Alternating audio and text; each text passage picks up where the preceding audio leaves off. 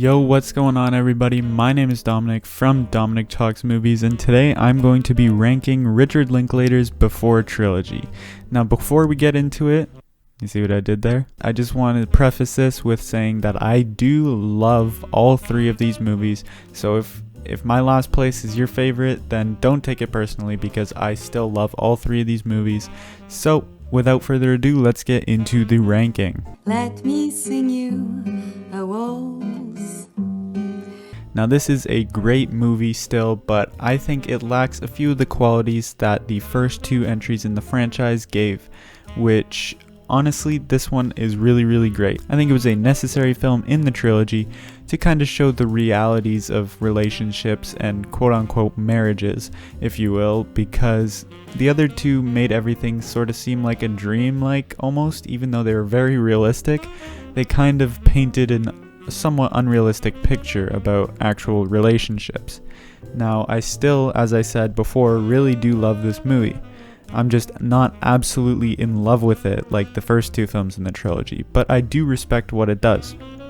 The first two, while being extremely real, did almost feel a bit too good to be true, which, don't get me wrong, I loved, probably more than what the reality of things was, but I think this film was a necessary conclusion to the trilogy, to show that quote-unquote marriages or relationships aren't always perfect and amazing.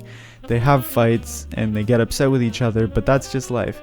And I think the quote that sums this whole movie up perfectly is when Jesse says, "But if you want true love, then this is it.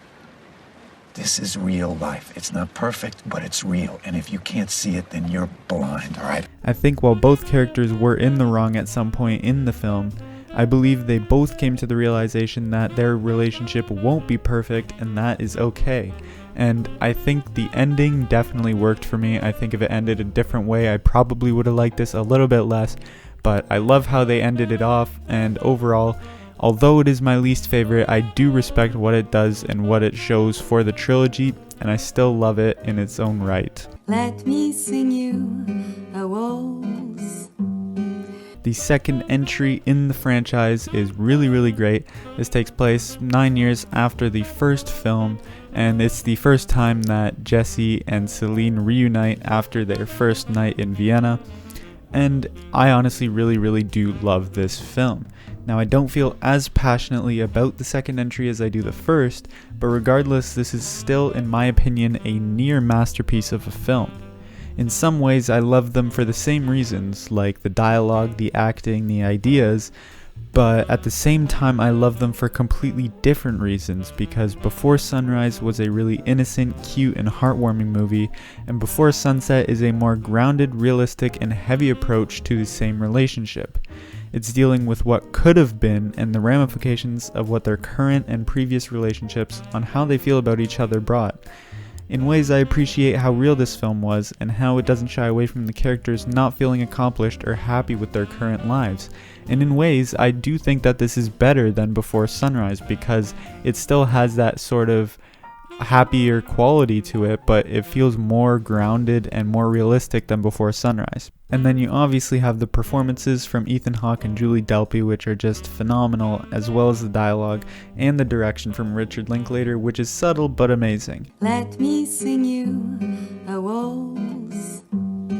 As I said in my Letterboxd review, I tried to put my experience into words, and it was really tough because I just came off of this film and I was absolutely blown away. With the other two films in the franchise, I was expecting greatness because of how good Before Sunrise was, but going into this, I didn't expect to love it as much as I did.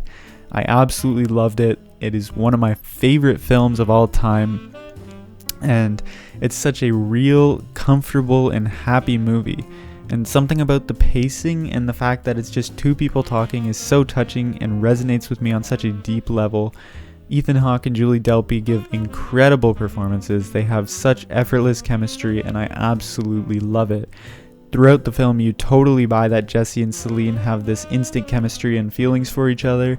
And also, to talk more into the performances, they're what ground this film in reality. Something so real and comfortable could only have been achieved with a very specific set of actors with immense talent and incredible chemistry, exactly what Richard Linklater got with Ethan Hawke and Julie Delpy.